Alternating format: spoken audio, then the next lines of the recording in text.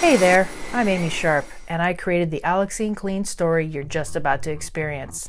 Do you ever ask yourself questions that may or may not have an answer? I sure do. Questions like, am I more than a wife and a mother? Am I still relevant now if I'm supposedly not as desirable as I was in my 20s? What if I decide to think and act completely differently about sex than my parents did? What if I still love sex with a man, but I can't find one that I want to be with for more than a week? What if I didn't get a chance for a higher education? What if I don't even want to be a high-powered executive?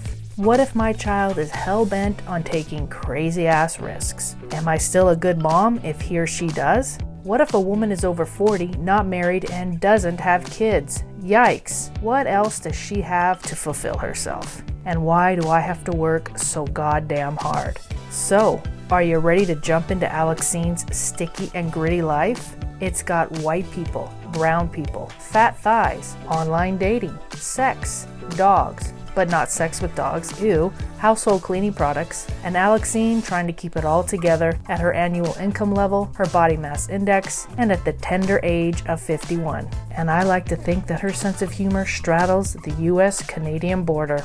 Okay, here we go. Brace yourself. Episode 1, Slap of Reality. Yeah, I got fired, with Dexter's Doakes' surprise motherfucker ringing in my ears. I was in management, which sounds somewhat dignified, even in the filthy world of food and beverage, also known as F&B in the industry. But it wasn't dignified, at least not in my case. Now I'm looking at cleaning houses, along with home support work, yet another prestigious aspiration. Oh, and I'm 51. What the hell is going on with my life? I'd been looking for a change, and getting fired shoved me right into the fast lane. Working nights and weekends sucks balls, and not in a good way. I hated being at work when most everyone else wasn't. Between listening to my anxious boss agonizing about what our offshore owners would do when numbers weren't hitting projections, and my vapid, vain servers fretting about their hangry customers who were whining about how long their goddamn yam fries took, I just wanted the hell out of F&B once and for all, and I wanted out before I forgot why I loved service in the first place. Why did I get fired? I wish it was for something cool like making out with the towering baby-faced line cook that always called me a sugar mama. But it wasn't. Opportunity missed. I didn't want to work as hard as my boss, Kimberly, who was in her early 30s and has no kids, no pets, no boyfriend, and lives in her parents' basement. She works 10 to 12 hours on site, and then when she gets home, she likes to get on her laptop to do just a little more work. No thanks. I could hear her gnawing fears from across the office. I must keep working. I have to do more. Why am I not good enough? I've seen other restaurant owners chew themselves to the bone. That kind of energy doesn't get good results, even when it is for your own business. I know that from personal experience. But doing it for someone else's business? Oh, hell no. I have a life with a kid, a dog, family, and friends that I would rather spend time with than working after work. When she was interviewing me, I exaggerated how many people I had managed, fabricating busier restaurant experience than I had. I figured I would get back on that F&B horse and love it. Instead, it just seems stupid and pointless. I will own that my heart wasn't in that job, not even in that industry. I feigned interest while creating solid relationships with some of my crew. The embarrassing truth was that enough of them didn't feel supported by my performance. That stung. Turns out that I was the portly, middle-aged boss who accommodated their ever-changing scheduling desires and who had a crass sense of humor, along with decent shoe game. I owe my legacy to Aldo's buy two, get 50% off online sales. I had been desperate to get out of the shitty little life that I had in the shitty little town that I was stuck in. And I'd do it again and again and again, just like Mike Muir shouts in I Shot Reagan, one of my personal favorite Suicidal Tendencies anthems. Those guys were kick-ass live. Saw them a million years ago at the River Theater in Guerneville, California. April 19th, 1986. Kind of like a million years ago. A friend of my boyfriend was yelling, "You fucking suck," to the lead singer of MOGRT, the opener. The front man looked back at him with daggers in his eyes. I gotta say, watching Institutionalized live was fan-fucking-tastic. Just thinking about it now makes my nipples tingle. From the Russian River where Guerneville sits, all the way up to the west coast into British Columbia, Tall trees, ferns, and salal all absorb moisture from the air.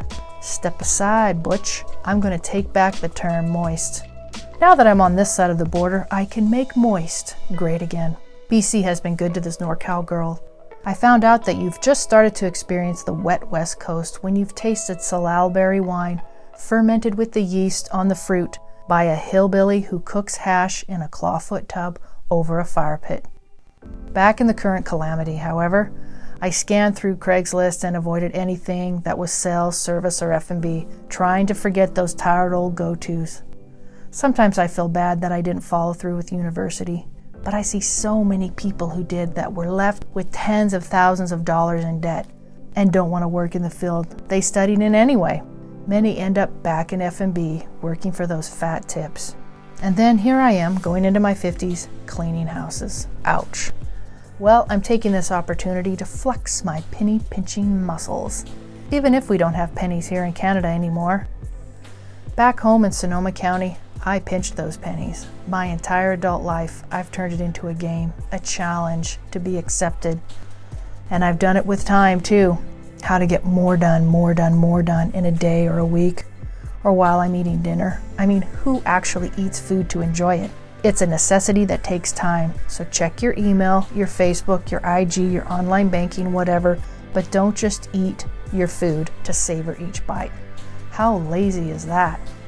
No matter how effective I wasn't home having dinner with Harvey, my son.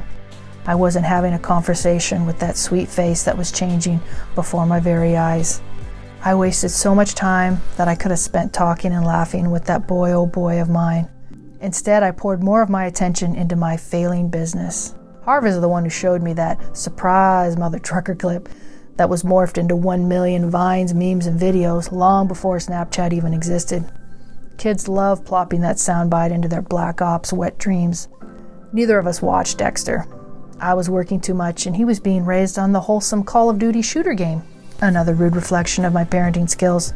This miserly habit does backfire, of course, and in ways much less tragic than missing time with my child. Somewhere I read that baking soda and 3 drops of hand dishwashing detergent works just fine in your dishwasher. After a few test runs, I bought a mammoth box of baking soda, and then I noticed it did not do as great of a job as I had hoped. Now the next part of this challenge is to figure out what I can do with all this goddamn baking soda. There are lots of different cleaning companies in the sexy little city that I live in on the edge of Vancouver Island. Lots of rich people means lots of paid work on beautiful properties. Some companies hire you outright, but most subcontract you. I had to take a bus way out in the middle of suburbia and walk another 8 blocks to the interview, pausing in the driveway to try and slow my heart rate and catch my breath. Middle management was not exactly an exercise regime. But I can say I've seen my chocolate intake drop off since leaving that job. That self-medication is no longer needed. Why was I on foot? Because my car died earlier that week in the parking lot of the sex clinic. Yeah, not only did I have to have some older doctor, as in way over 50, inspect my delicious snatch, but I had to get a ride with some random yet gracious woman going my way. In the passenger seat, I thought about how I lost my job, and now my car. Oh, more on my snatch later. All in due time, my friend. The woman I had the interview with, who owns the cleaning business, was one of those skinny, angry moms. Her dirty blonde hair pulled back tight, which added to that intense, bug-eyed look. Her cute kidlets seemed to have reasonable requests, but she wouldn't budge. Have you noticed how almost all of those house cleaning services mention that their staff is bonded to reassure you that they aren't going to try and rip you off? If you were in the right tax bracket to hire someone to clean your house, you would know that. That's right, I'm poking you, dear reader. I asked her if I needed to get a criminal record check. She squelched a laugh. Maybe that's because I look so wholesome. Maybe it's because she's a hack and doesn't really give 2 shits about her clients. Maybe she's got a wicked coke habit. I guess I'll find out. Well, congratulations. You made it all the way to the end of the first episode of Alexine Cleans. And don't you worry, the cleaning is definitely coming.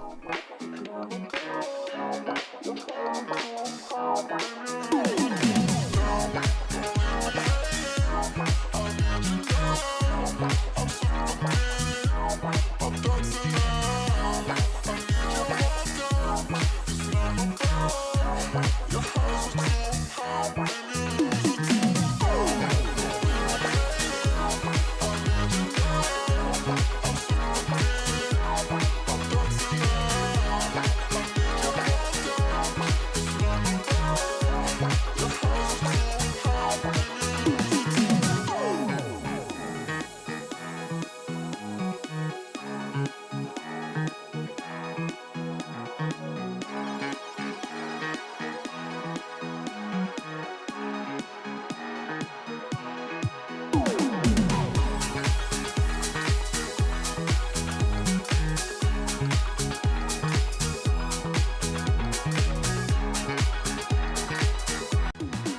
Harvey's modeled after my amazing son Aubrey, who loves the BC coast, his dog Athena Bambina, and being obnoxious.